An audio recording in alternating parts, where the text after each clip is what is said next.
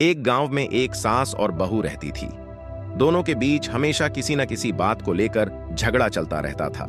सास बहुत कड़ी और नियमों की पक्की थी, जबकि बहू अपने तरीके से घर के काम करती थी। एक दिन सास ने बहू से कहा, तुम ठीक से खाना नहीं बनाती, हमेशा कुछ न कुछ कमी रह जाती है।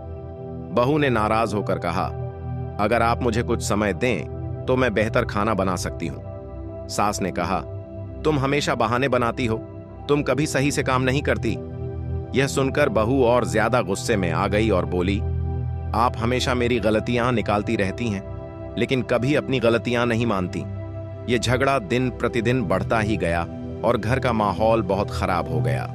फिर एक दिन बहू ने सोचा कि इस समस्या का हल ढूंढना।